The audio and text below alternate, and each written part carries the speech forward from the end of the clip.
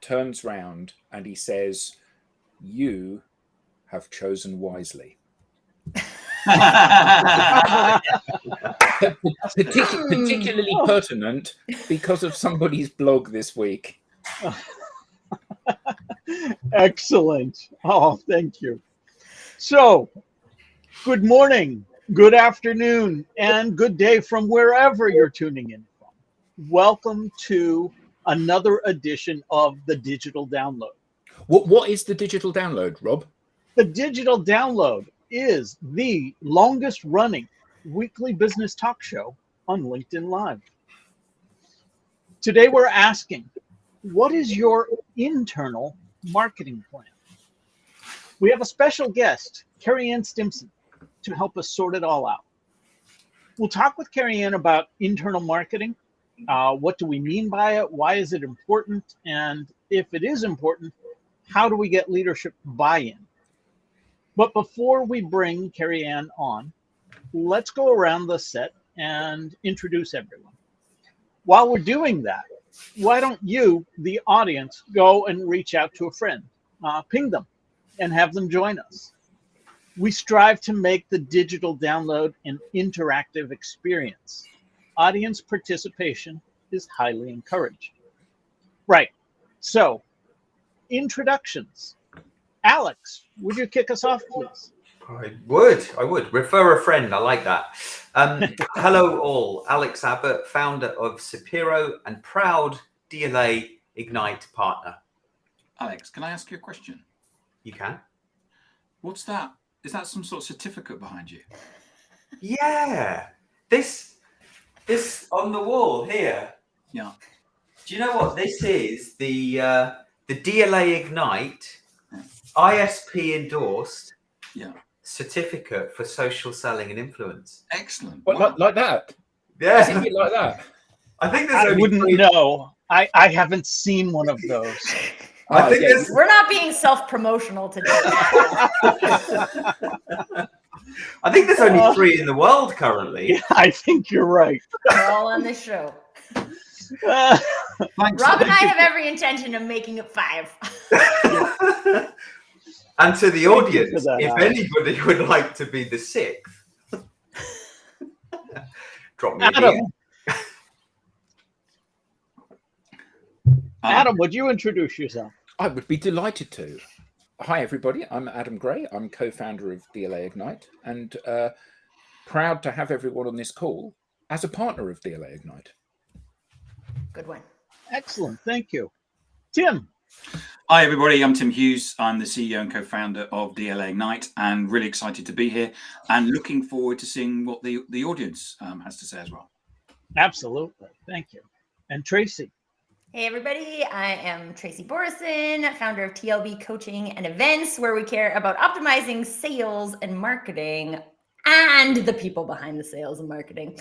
And I, too, I gotta get like a list of words. I come here every day and I'm like, I need like off the top of my head, a thesaurus. What's another word for proud? Anybody? I'm also a proud partner of DLA Ignite. Awesome. Thank you for that, Tracy. And myself, I'm Rob Durant, founder of Flywheel Results. We help startups scale. And I, too, am a proud DLA Ignite partner. Although, as you can see, I am certificate-less. Not for long. Okay. Excellent. Because for Alex, for Alex and Tim and myself, it only took a matter of months.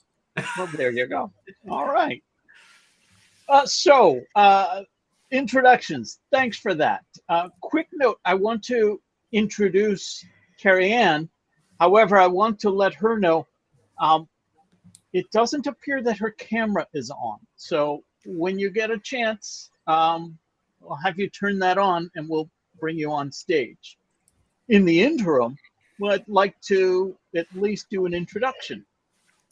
So as I said, this week on the Digital Download, we'll speak with Kerry-Ann Stimpson, a chief marketing officer by day, but her passion project is producing and hosting the Internal Marketing Podcast. Let's try and bring her on. Kerry-Ann, we can't see you. I'm wondering, can we hear you? Hearing nothing as well. No. All right. So I'm going Can to. we? I'm Yeah. stealing Andrew's. I'm going to be an exultant partner. Yeah. Can we bring Yes. up a couple of Andrew's comments? Exactly. While Kerry-Ann is trying to get online, let's multitask and do that. First and foremost, good morning, good afternoon. Welcome, Andrew. Thank you for that. And Tudoros. All right. Welcome. And Andrew says, like waiting for a bus, you see one certificate, then two more turn up right away. Excellent. And finally from Andrew, proud equals much pleased or exultant partner. Yes, I would say exultant will be what we'll be going with from now on. However, I question whether or not I'll even be able to remember the word exultant next week. I wrote it down. Excellent, good. So the good news is we did hear from Kerry-Ann, and she is in the process of exiting and rebooting. Oh, the joys of live broadcasts, right? In the meantime, let's vamp a little bit. Yeah. Well, in the meantime, Rob, you've got us. What more do you Exactly. need, I We need have nothing all more. the opinions, Rob. Exactly. So, some of you have done more prep work than others for today's show. I just know this for a fact. Let me ask you, before we even have Kerry-Ann explain to us, what is your perception of internal marketing and an internal marketing plan? Sounds like it's talking to yourself. Is it, Like is those it, voices That's when in my nobody head. else shows up for your live show, Alex. is it explaining to people what you do in marketing? That could be. So here's my brochure. Please post it. And give your brochure to the internal people so they know who you are. We've got an event in 2 weeks or something like that, or There you go. telling people what's going on. In a large company, your ability to PR yourself is crucial to get yourself seen and get yourself promoted, isn't it? You know, one of the Absolutely. things we all know is if you sit around waiting for a pay rise, you're unlikely to get one. So the more you invest in telling people what you do, drawing them into what you do, getting them excited with what you do, the more beneficial it's going to be for you, surely. Let's hold that thought. I'm going to bring Kerry-Ann on now. Yay! Hey! Good morning, Kerry-Ann, and welcome. So good to see you. Oh my goodness, I'm very happy to be here. I was getting nervous a while ago, but I'm glad it all worked technology, out. right? Exactly. Hi, So everybody. Hi, can Kerry-Ann. you tell us a little bit more about yourself and how you got here? Sure. Well, first of all, I am coming to you from Kingston, Jamaica, where it's probably just as hot as where everybody is right now, based on what's going on in most parts of the world. So it is just after 8 o'clock here. So I'm Kerry-Ann Stimpson, of course. My day job is that I'm the Chief Marketing Officer of JMB Group. We are a Caribbean-based financial services group of companies headquartered in Kingston, Jamaica, of course, which is where I am born and raised. But my passion project, which is perhaps the primary reason why I'm here, is that I am the producer and host of my very own podcast. I'm an independent podcaster, and it's called the Internal Marketing Podcast. And I've been doing that for a couple of years now. It's not only a passion project, but it's a conversation that I'm very excited and always happy to have, and looking forward to having it with you and your awesome viewers. Excellent. Thank you for that. So, Kerry-Ann, let me start with a basic question, similar to the question I rolled out to the group here. What do you mean by internal marketing? And is that different from external marketing? Is that different from internal communications? Perfect question to start. So, internal marketing is, as I like to say, it's the flip of external marketing, right? So, it's really about marketing to your employees who are internal to the company. External marketing, you're marketing to your clients and prospective clients. Internal is to your employees. But the objective is almost the same, in the sense that what you're really trying to do when you're marketing to your employees is that you're trying to engage them in the brand, the mission, the vision, the purpose of the company, the products and the services, what makes you awesome. And the goal is not only to engage them, but to build that connection to the brand, with the hope that it does a number of things, that it not only makes them passionate about where they work, but it also motivates them to be advocates of the brand themselves. Because when you think about it, as marketers, we spend a lot of time trying to get folks to buy from us, which is great. But our employees, as the primary representatives or ambassadors of the brand, if they're not engaged, if they're not passionate about the brand, they can't spread the good word. And customers tend to believe the word of the employees who are on the inside, and they tend to believe the official marketing messages in your marketing channels. So again, it's really a great opportunity to engage and empower your employees to be advocates. And the slight difference between internal marketing and internal comms is that advocacy piece, so it's not just about engaging them in the company, the mission, the vision, the purpose, but it's engaging them to the point where they're motivated and empowered to be advocates on the outside. So that's the slight difference between internal marketing and internal comms, I'd say. I have to ask, where are they advocating? How are they advocating? Because I've worked with a lot of companies before, and I've never been asked to be an advocate. Right. So advocacy can happen in just about anywhere your employees are. So I think the most popular way, which we probably see a lot of on a platform like LinkedIn, is on social media. So whether we like it or not, our employees are posting stuff online, whether it is they go on glassdoor.com and put your company on blast or say great things about the company, or they could be just creating content on a LinkedIn, on Twitter, where they talk about life at the company where they work, and they can say good or they can say not so good or very bad, quite frankly. And so that's where the most popular place of advocacy is. It's usually on social media, online.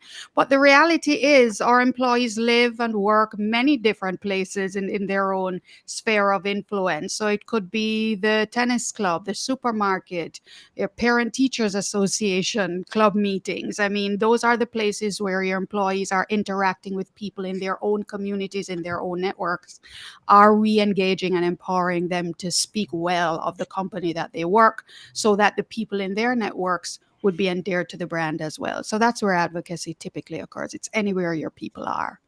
Can I just share a quick example of that? Because this is making me think of this one Christmas party. I was at like my husband's work Christmas party, and the departments kind of, I think there's a lot of workspaces where you're just kind of like, oh, this sucks and blah, blah. And I'm sitting there being like the spouse. And my husband looks over to me and he was like, oh, she wouldn't understand. She loves her job. Okay. And her company. And I was like, oh, yeah, I do.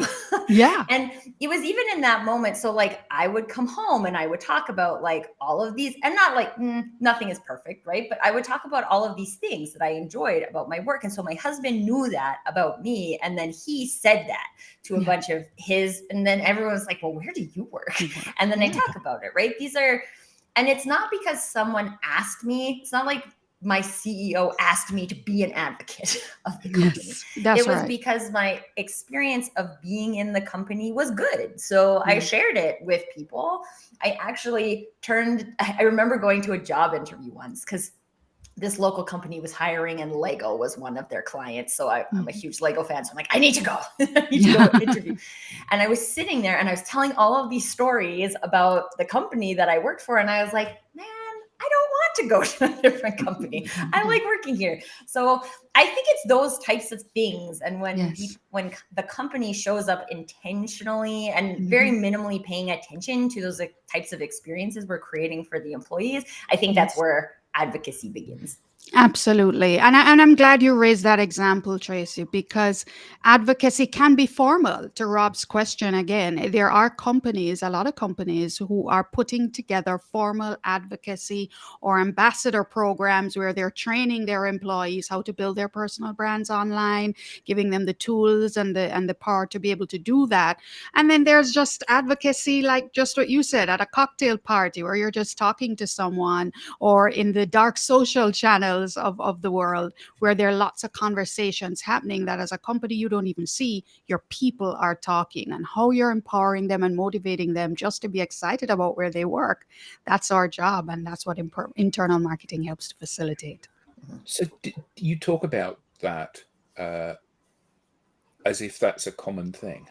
Yeah, and my experience is that it isn't. My experience of advocacy and that concept of internal marketing is every bit as broken as my experience of seeing companies try to market. I've got a great product.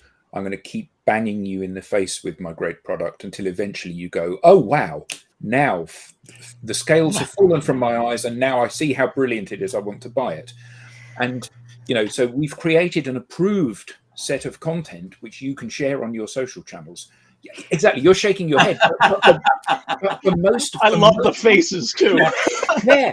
For most companies, that's their concept of advocacy. And, we see plenty of companies that operate in the same space as us that are going and saying to organizations, we will help you create employee advocacy programs. And it begins with marketing and brand, producing some approved content. And then we teach people how to share it, and we teach them how to top and tail it and personalize it for their audiences. And it's like, Tim and I had hair like yours, and we've torn it out. We've torn it out through frustration because we see people investing not just the money, but massive amounts of effort in this. And we know from the moment that they say this is what we're going to do, we know it's going to be an abject failure because people don't behave that way. Kerry, you're my friend. I want to hear what you're doing. I don't want to hear what Tim has told you to tell me you're doing. And when companies can't grasp this idea because they want to protect the brand, they're doing more damage than good, aren't they? Mic drop. Wow. No, I'm feeling Adam's pain, and he's touched on probably. Thanks for the compliment, by the way. But Adam has touched on probably one of the most controversial points that I've been hearing on LinkedIn, certainly over the past 12 months. So before we even get into advocacy again, which is why I love talking about internal marketing, right? Because it starts from a place of making sure, first of all, that you have something to talk about. Your culture. What's the culture like working in your organization? Are your employees happy to be working there? Are they comfortable in their jobs? Do they feel sufficiently compensated for what they do? Do they feel valued? Is there solid leadership? All of those things have to be in place as the foundation before we even begin to talk about advocacy, right? So let's start there. Presuming that those things are in place, advocacy, as you rightly said, Adam, cannot come from a place of seeing your employees as walking, talking billboards. Because one of the key factors of successful marketing is authenticity. Are we truly being real, authentic about who we say we are? And if it just comes from a place of cutting and pasting and saying, okay, everybody, it's Wednesday, it's car loan month, at JMMB Bank, everybody, let's post about car loans. That's not authentic, and their communities know that, and they as employees don't resent. They actually, quite frankly, they resent being treated as those kinds of billboards. So again, it's how are you being authentic in how you're allowing your people to show up online and empowering them to do so. And so it's a controversial topic. I understand that companies are concerned about how their employees show up online. So they're really trying to put in the guardrails of what people can and cannot post. But the reality is that whether you like it or not, they're posting. They're going on Instagram to post, even if they're not posting it on LinkedIn. And it's a big, wide world of interaction. So first of all, make sure your people are happy. once they're happy, empower them to speak, and the company brand will get to go along for the ride. So what happens when they're not? Because you are an expert in this silo, this trench, and you know more than anyone does in this. So what happens when the company is desperate to create an advocacy program or advocates in their workforce, and people are not happy? People put a brave face on it and they smile.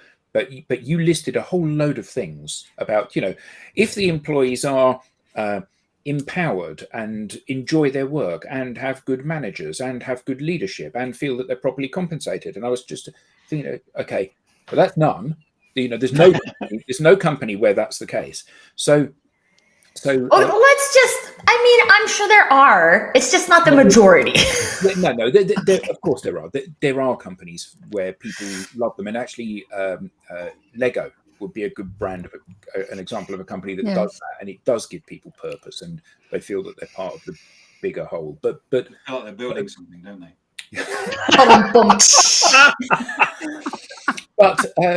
But aside from those one or two pinnacles of kind of engaged workforce and people that feel that they love the business that they're working for, most businesses they're machines for making money for some people within the corporate structure.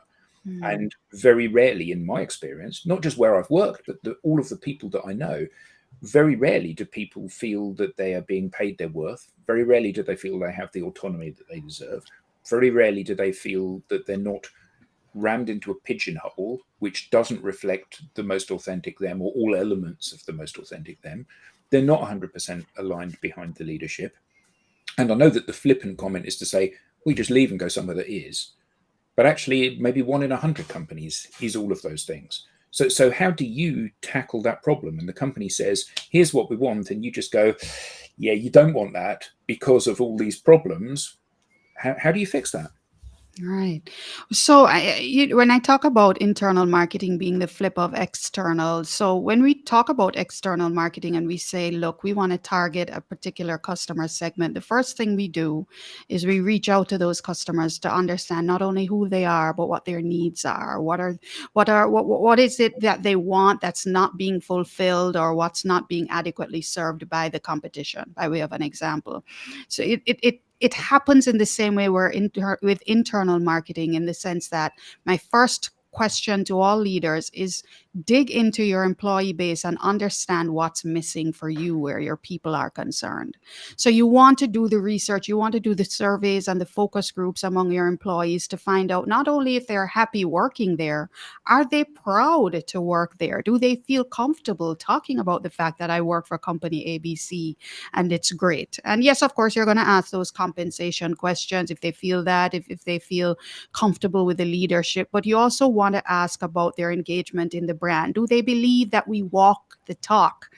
Do they believe that we're delivering on the brand promise? Do they feel empowered to be able to deliver on the brand promise to the customer? Look at the results of that. It can be quite eye-opening because even as you talk about great brands like Lego, even Southwest Airlines, who obviously went through a tough time over the holiday season recently, but still as a very strong brand that's known to offer a great culture, you see it come out in the performance of the company. When you have happy, engaged team members, the customers pick it up. Similarly, they pick it up if the folks aren't happy either. And when you talk about leads generated by employees, they convert 7 times faster. When your employees talk organically about the company brand on their platforms, they enjoy wider reach and connection than the company channels. There are all these metrics that can tell you as a leader that happy, engaged people hit straight to your bottom line. So do the research, find out where the gaps are, and plan to fill it. Because if your people are not on board, you're going to feel it in the bottom line, and the customers are going to pick it up in a heartbeat. I just want to pick up on that thing that you said when employees have leads generated by employees convert 7 times faster. I think in the time that you said that to finishing what you're saying, Tim put out a blog about that. I'm sure. But Kerry-Ann, I've got a question for you. Sure. Which is, so in terms of the internal marketing process, what you've done is you've gone out to the employees, you've created a conversation with them, you understand their needs just like we would understand our prospects or customers. What about some of the internal processes? Because I work for a company, for example, where they said, we want you to post on social media. But if you read the social media policy document, it pretty much said that if you post on social media, we'll fire you. So we always had this balance between don't look at the document, don't look at the document, and I hope they don't raise the document, because actually the processes didn't actually suit what was being said. So what do you do about that? Exactly. And that goes back to the whole issue of mitigating the risk that brands know is a reality when you have employees who are on social media talking about various things. So it starts again once you're fixing the challenges, to go back to the question that Adam would have posed initially, but you're also setting up the guardrails. So you need to look back at your social media policy. Let's keep it real. You have to look back at your social media policy. What does the policy say? Is it a policy that's really bent on shutting folks down, or is it one that empowers people? Again, bearing in mind that you need to have the strictures and structures in place to make sure that the brand stays safe and your employees stay safe as well, which is also another concern. So it's starting there. You want to offer things like personal branding training.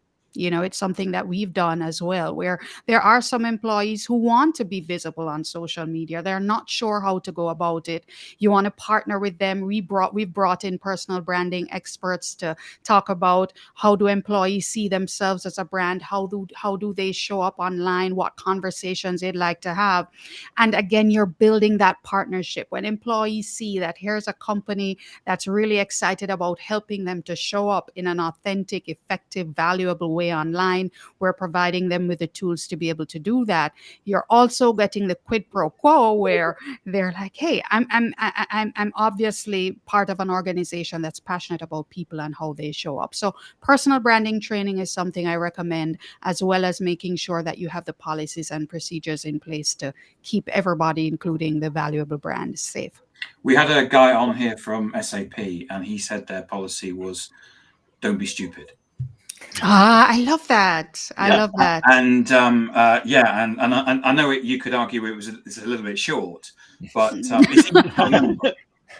I love it. But I think that's the one of the things when we're talking about protecting the brand, right? That it's a risk mitigation tool, right? We have to protect it, but when there's a risk, it also presents an opportunity for us to trust our people. And so when we say, don't be stupid. Okay, if you're having a terrible day and you feel like ranting, maybe don't put it on social. But I think there has to be that balance between I feel like when we're talking about protecting the brand, it makes me feel like it's closed off to me. This is what I can say, and I don't actually get to participate in the building of that. And that to me breaks our belonging. And so how can I be an advocate when I don't belong to this? I'm just the reporter of it. How excited am I going to get about that? Probably not that. Exactly, which is why I went back to the point about how are we empowering our people to use their voices. So it's giving them the tools, it's having the conversation, it's expressing the fact that we're open to this, guys. It's not a problem, feel free to use your voices. This is how we're going to support you in doing that. I wanted to jump back to another point as well, which I know is going to be controversial, because when we talk about external marketing, we talk about finding our ideal customer that we want to serve, and we're very deliberate about finding our customer. I contend, and again, here's a controversial part, I contend that in internal marketing, I also recommend that companies be deliberate about the kinds of employees that they engage as well, or the types of prospective employees. If as a brand you have a particular value system, so let's say our brand value is equity and inclusion. If you're going to be hiring someone where there's evidence to show, maybe through their Instagram profile, that they have anti-Semitic views, maybe they're not the person to hire, and there's no amount of social media policy or training that's going to change that about them, because that's just who they are. And so my recommendation is with companies, when you're having this broad conversation of telling your employees, hey, we want everybody to use their voices. This is how we're going to empower you to do that. We encourage that. Make sure that all those voices are coming from the same place in terms of how they feel, what their values are, so that you're a little bit more comfortable. I mean, I'm an example. I work with an organization, but I also have my personal own podcast. My company has nothing to do with it. They're comfortable with it because they know that I represent the brand. I come from the same value system as the values that the brand espouses. So they're not nervous when I'm recording in the privacy of my own room, because they know that Kerry-Ann is singing from the same hymn sheet. So that's my recommendation to brands as well. So that's the second time I've heard you essentially say be intentional. And this time it's be intentional with hiring. And it kind of seems obvious. You probably don't want to hire somebody who's posting anti-Semitic views, especially if you're going to advocate for branding and personal branding and so on. But what about hiring somebody who's saying nothing? What about somebody who's not active on social media versus those that are? Is that now part of your hiring equation? Good question, Rob. That's a great question. And the truth is, not everybody is going to want to be online. So I certainly don't recommend that companies put that as a kind of qualifier for folks to be hired, or even to say, well, I'm not seeing you online, so because there's this question mark, I'm going to stay far. What I would suggest, and I've seen companies do this too, I know Zappos, even before they were acquired, they used to talk about this.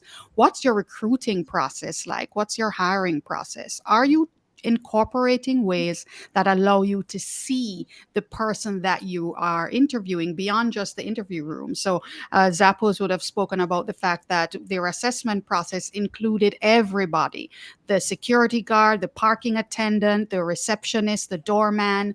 The HR would get feedback from them. So they're not just looking at the person who is presenting a lovely picture in the interview room. They're getting feedback from the parking attendant. Was this person pleasant when they saw you? Were they miserable? Were they friendly or not? Because those are the situations where you're gonna get the person at their most authentic, because they don't believe they're on show. They're getting that feedback, and it helps them to make the right decisions to hire people, again, who are either aligned with the brand or not.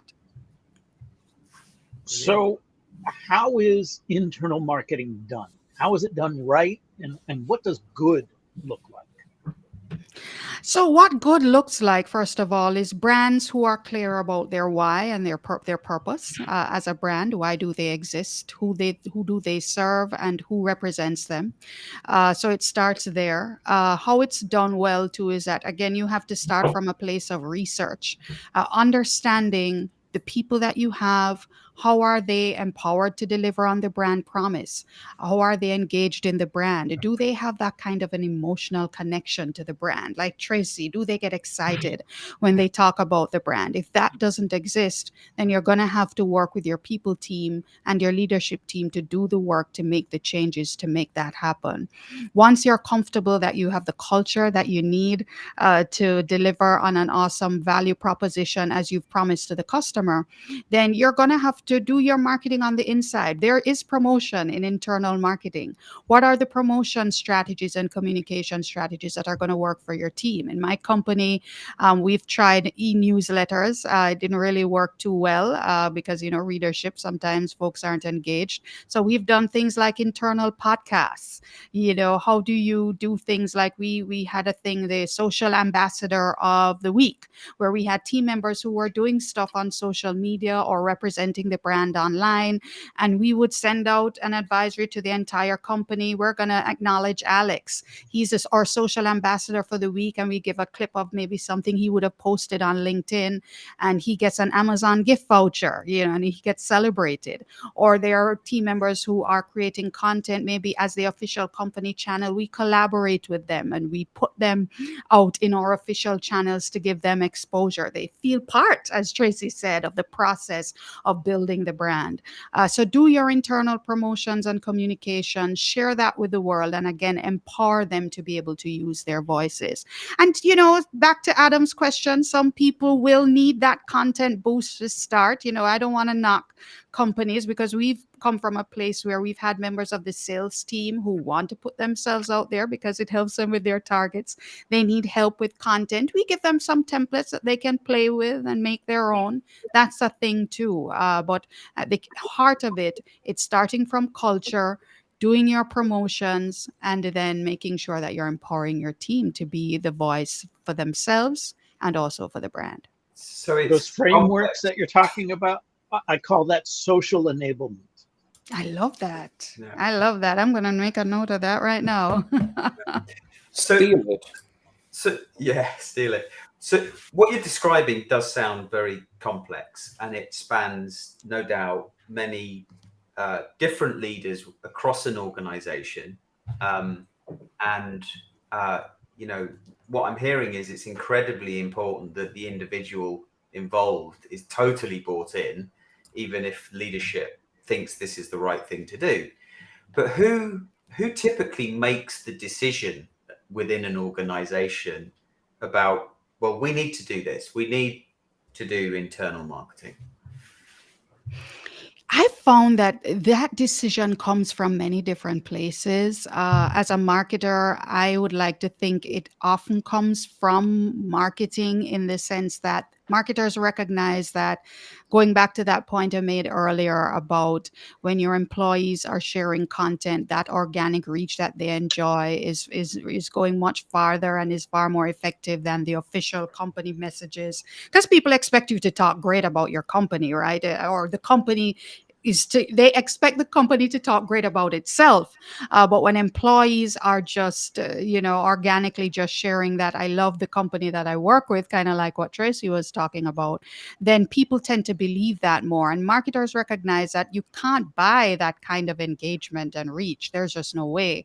So it typically starts there. But where I think the gap falls or happens, Alex, is that I think even as marketers, we're so trained to look at the customer, we forget that the employees can be our greatest allies. And so you'll have HR, because even in my own journey as a podcaster talking about internal marketing, HR has actually gotten very excited about internal marketing as well. And I think what companies probably need to recognize is that partnership between HR and marketing is where the sweet sauce is, because HR is people, HR is culture, but they don't necessarily have the marketing skill set or expertise to make that happen and to create that mindset and behavioral shift. And of course, internal comms, understanding how to do internal communications very well. I think that's where that triad of collaboration, I think, can make really internal marketing really powerful. But usually I find it's a toss-up between marketing and HR, who see that as a solid need in the company. Right, so you talk about this and it sounds so straightforward and obvious, and yet most of the organizations that I have ever spoken to are deliberately deaf toward this. Everybody sits in their silo, and I'm just sweeping generalizations, but everybody sits in their silo doing their job, keeping their head down. My job as an internal comms or an external comms person is to create literature that Alex, as the marketing director, will then distribute through our email marketing tool to people, and then that's my job done.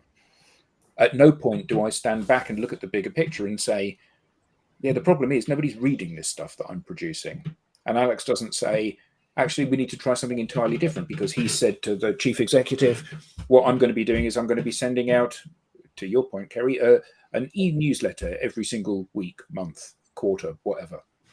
And, we're talking about a seismic transformation within a company.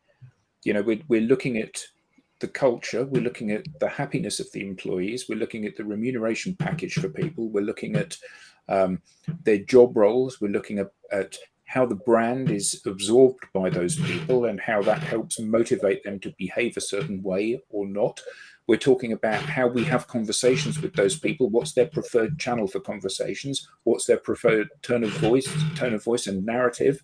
How are we listening to those people in return? Because otherwise it becomes a broadcast, not a conversation with people.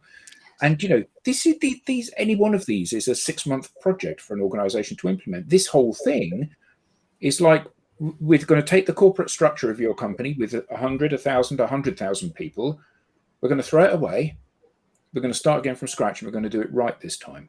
Because it reminds, or it smacks to that old joke about the guy driving down the street and he's lost, and he pulls over and he says to somebody, "Excuse me, can you direct me how to get to Main Street?" And the person says, "Well, I wouldn't start from here." And that's where most companies are at, isn't it? They're in this place where everything is broken. We know that because we're often at the sales end of things, and I can count on the fingers of one hand each month the number of people I talk to that say pipeline is not a problem for us. Everybody has a pipeline problem. Everybody has a visibility problem. Everybody has a credibility problem. And these are just more misfortune heaped on these companies. So how do you zip this up in such a way that companies can go, you know what, that's what we need to do. We need to completely transform who we are and how we are. Yes. And Adam, I feel your pain, because even as an internal marketing podcaster, because I've been doing this for a couple of years. When I started, there was no other podcast like it.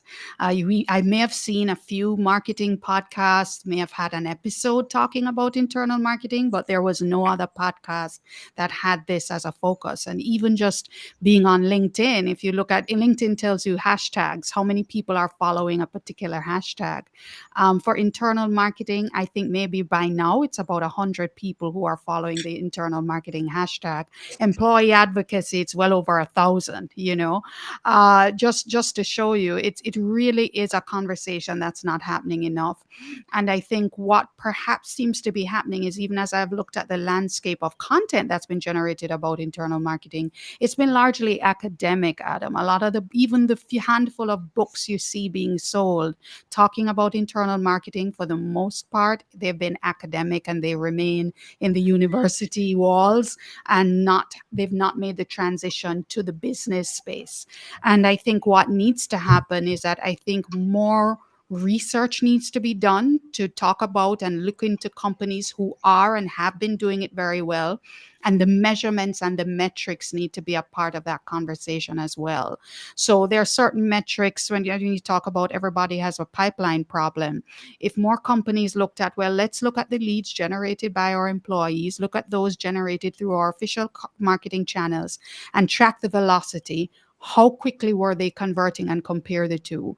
Measuring things like earned media from what your employees are sharing and posting relative to what you'd have to pay to get that same kind of reach. I think far more work needs to be done where companies are making that comparison around what does it look like for a company that's doing this kind of internal engagement and advocacy well versus those who are not. Because at the end of the day, it's numbers that drive. If we're here to make money, how are companies who are doing this making money versus those who are not? And I think the answer is going to be clear, but far more work needs to be done. And I'm certainly personally committed to continuing to drive that conversation. Yeah. So have you thought about doing those measurements in your organization, Kerry-Ann? So we do the best that we can. And I'm glad you asked that question, Tim, because my organization isn't perfect either, right? Because what tends to happen, and Adam made the point about silos. As for instance, in my company, you have marketing, and then internal comms is in HR. So it's a constant conversation about how do we come together and bring those elements together, because internal comms on the HR is really about culture, marketing is working with business development and sales for revenue generation. So it's how do we build it together? And we have not figured it out entirely. So what we've had to do is things like being deliberate about those meetings that we're having. Do we engage each other regularly? Do we partner on particular initiatives? And how sometimes internal comms literally just has to empower us to do things. So even that internal podcast, it's driven through us. They have internal podcasts as well. Ours are for a different purpose, but we just try to continue to keep those communication lines open. In terms of the metrics, it's about the tools. And I know that there are some employee advocacy platforms available. Not all companies are able to invest in those whenever they'd like. But for us, we're getting much better at measurement, but it's still a long road to get there, I must admit. And do you find that there needs to be some sort of common language? And as you said, you need to start talking to each other by attending certain meetings. So it's making sure that you've got that culture going on between the different departments. Yes, indeed. Yes, indeed. And I think that, well, for JMMB, our culture is solid in the sense that based on our brand, we're a brand, our founding value is love, and our people are very happy working there. When we did our research, for example, people were happy to work there. They were proud to say they worked with JMMB, but they just didn't understand what made JMMB great relative to the competition. So when we asked them in the surveys, if someone came up to you and said, why should I save and invest in a financial institution like with JMMB versus the competition, they confessed they didn't really know how to do that. They didn't know what made us great. They weren't clear on what our value proposition is. And so what we found is that it was education was the gap that we needed to solve as far as our employees understanding the value prop, the products and the services. So for every company, the diagnosis is different, and so the prescription would have to be different, but we're just continuing to press through on that journey for sure. Okay. Sorry. Does it have to be done in series, as in clean the house and the policies and then work on internal marketing, or can it be done in parallel? Yeah, our people aren't really happy with our time off policy, but they love our volunteerism policy. And this is where we start our advocacy program. Great question, Rob. I think you just have to make that decision based on what you know needs to be fixed. So I'm glad you raised a perfect example. If they love the volunteer program, but maybe they're not happy with the PTO policy, then that may be an opportunity to decide, well, are we comfortable empowering our employees to use their voices? Again, they're going to be doing it anyway. But if you find that there are things that are working really well that your team members love and are happy talking about, then you can feel comfortable. I would say, though, that still do that temperature check. You still want to make sure that you do that temperature check internally to make sure that generally your team member is happy with the product, which is the culture, the job that they're in, the leadership. Because if they're not satisfied with the product, then they can't make that recommendation. They can't refer your employee. Check out your employee net promoter score. Let's start there. How satisfied are your employees to recommend your company as a place to work? If that net promoter score ain't shocking, then don't. But it's interesting that you said JMMB isn't perfect. We still have a long way to go in some of these things, and then you extolled the virtues. I love it because of this. I love it because of this. And actually, there's a true authenticity to that, isn't there? Yes. I'm working at company X. To be frank with you, we've got a dreadful policy for childcare. We don't give employees any support at all, but we do have volunteering, and we do have this, and we do have generous car purchase schemes and whatever else that they can get behind. Because it's like if somebody says to you, hi, Kerry-Ann, how are you today? You say, I'm a bit tired, and then you go on to say, this is really good, and I'm really loving this, and I'm really looking forward to this. You don't say, well, to be frank, things aren't really that good. And this, because people just tend not to behave that way in a social situation. That's right. That's right. And no company is perfect. Let's keep it real. I mean, I spoke about Southwest earlier. It's always been an awesome brand with an awesome culture, but look what happened 6 months ago when they had that awful system breakdown that put them on every news channel across the world, almost. So no company is perfect, but do your employees trust your intentions? Do they believe that you really are doing your best to walk the talk that you say you have, or the values that you say you have as a company? And if generally the temperature is great, they would recommend your company as a place to work, then yeah, you got something to start. And I would say start there. Absolutely. And I I think love the I'm fact that you hearing said like about a intentions. You said if they trust your intentions, and I Yes. think that is kind of like Tim said about SAP's policy. Don't be stupid. Yes. That's the equivalent, isn't it? It's like Mhm. I, it's not right.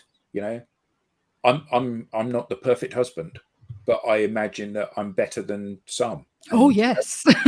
and that's the point, isn't it? If your heart's in the right place, it's a really good starting point. Yes, indeed. And I think it maybe allows you to see those weaknesses, because all companies will have that. It's like why SWOT analysis exists, right? Mhm. So when you can identify, okay, our employees are not happy about this, that is a risk. And if you're empowering people to use their voice and they're unhappy with their PTO, you might expect someone to share something about how they're unhappy with their PTO, or they wish they had more time to go on vacations like this, right? Yeah. But so while it's then not a like, okay, we're going to tell people that they can't talk about PTO on social media, it's something that we can expect. It's something we can talk about. It's something we can explore. And if our intentions as a company are to make this the best possible place. And it's kind of, I always say this about the government, right? Like you can't make every single person happy in a country with a policy, right? It's not a thing. But if we have the intention of exploring of how we can do the best we can with the resources we have and the funding we have to provide a intentional place for our employees to show up, that's what helps people say yes. Okay, is this place perfect? No. Do I trust their intentions? Yes. One of the questions I have, Kerry-Ann, because you talked about using your voice a lot, and I know when we talk about advocacy, this is about using your voice externally to promote, but how important is that to balance with that using our voice internally so that we feel heard, that there are resources for us to voice our concerns to before we go and voice a concern to the market? Right. So that's again part of the product component of internal marketing, which is your culture, your company. Do people feel heard? Do people feel valued? Do they feel they have a voice internally where they can air concerns? Because if you can't clean your house internally as a family, then people will, in frustration, they're gonna go outside. They're gonna vent about it. They're gonna probably try and gather an army of supporters to come and advocate for them. So definitely you have to make sure that internally people feel that there is that system in place where they can fix stuff as a family. And when we have a problem, can we duke it out inside, and come to an alignment and kiss and make up? Yeah, we'll be good. There's less of a likelihood that they're going to go outside about it. Yeah. I love that term, duke it out. Is that put up your dukes?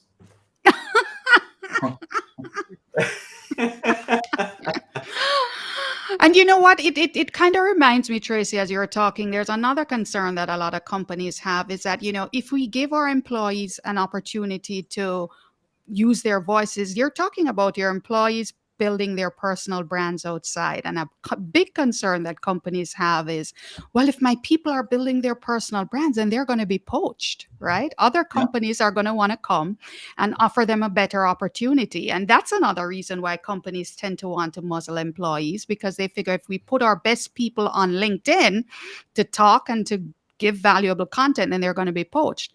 Again, it goes back to another great outcome of internal marketing, which is a great employer brand. And I always tell companies, don't worry about it. Sometimes there will be a better opportunity for your people to take advantage of in another company, whether they're putting themselves out on LinkedIn or not, it's going to happen.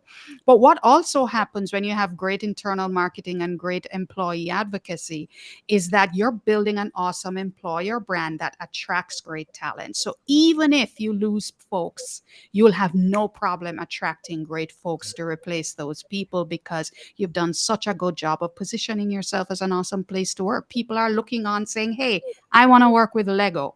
And then they're going to go after it whenever Lego says, hey, we got a vacancy. You're going to have no problem filling it. So And I would assume that also means the likelihood of people leaving is low, right? Like, and maybe that's too then showing there's probably employees who care more about their paycheck than the experience of working in a company. And you can't necessarily control all those things. Correct. At JMMB, we have a term called returning residents, right? So you have people who would have left for whatever reason, and a few years later, they're right back because they're like, the grass wasn't as greener. And sometimes maybe it was just stage in life. They just thought another opportunity was great. And we welcome them back with open arms because sometimes they honestly go out there and they're like, boy, yeah, let me come right back. And we call them returning residents, and we're happy to welcome them back too. You've alluded to a couple of potential answers to this. Earned media and retention and recruitment. But the $1 million question now is, how do I get leadership to buy in and adopt this? Wow, that is a great question, because internal marketing won't happen without leadership buy-in, like most things. I think that it has to come from a place of, I mentioned earlier, bringing those metrics together that show how does what we do from an internal marketing and employee standpoint impact the bottom line. So there are particular metrics that can tell us how to do that. So you mentioned a few, raised a few there, Rob. Earned media, lead generation, lead conversion, lead velocity. I would have also mentioned your employee net promoter score. You can also look at things like your productivity levels, performance levels. Are your top performers leaving, or are they staying? Looking at those types of metrics. Are you attracting top performers? Those are the things that I think you really need to do a great job of putting those numbers in front of your leadership team so that they see the financial and the numerical and the productivity impact of what a company looks like if they don't have a great culture, great internal marketing, and employee advocacy in place.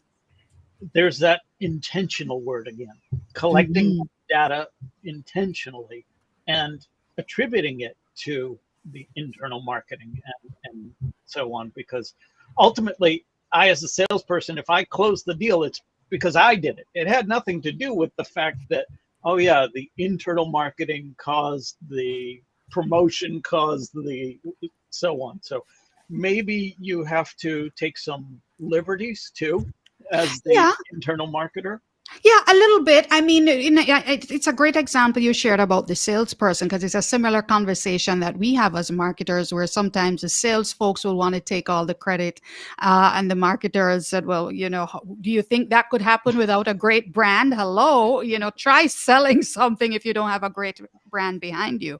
I mean, one of the things I also recommend to folks is go straight to your customer and ask them the question, how did you hear about us? Why did you choose to do business with us versus choosing to do business with the competition? When those customers give you the answers, that's the thing, you're going to see some light bulbs come off, because they're going to say sometimes, in fact, word of mouth. Boy, I I chose you because my neighbor does business with you and she's had a great experience. Or my grandmother opened my first savings account with you and she's had a great experience and that's why I'm here. Or I saw your team member posting valuable content on LinkedIn and I thought, hey, this must be a great company. I decided to check you guys out. Those are the answers that you're probably going to see coming out that speak to the fact that you have a great culture and great internal marketing, and it's coming out in how your business is flourishing as well. So we are coming up to the top of the hour. I wanted to thank everyone in the chat for the fantastic questions and fantastic insights. Wanted to share this last one that Robert had posted. Individuals' glow shines on the company they work for. I think that's a great recap of what we've been talking about here, especially the tail end. So thank you for that. And thank you to everyone for the contributions. Kerry-Ann, how can we follow you going forward? How can we hear more from you? Oh, my pleasure. So first of all, the Internal Marketing Podcast. If you Google the Internal Marketing Podcast, the website is going to come right up to the top. And I'm also, the podcast is also on all the popular podcasting platforms. So feel free to listen in there. I welcome everybody to join and give feedback. But also I'm on LinkedIn. I'm a LinkedIn baby as well. So I'm there on LinkedIn. I post content quite frequently. And so I love connecting and meeting and having conversations with great people there. So either way, I welcome everyone to join the conversation. Awesome. Thank you so much. Thank you to the audience. Thank you, Kerry-Ann, for a fantastic show. Thanks, everybody. I know we've already been cut off by LinkedIn, but I'm just going to pop this up there anyway. If you have something to say, if you'd like to be featured on as a guest on the show, please look us up at digitaldownload.live. Kerry-Ann, again, thank you so much. I look forward to listening to more episodes of your podcast as well. Thanks, everybody. Thank you so much.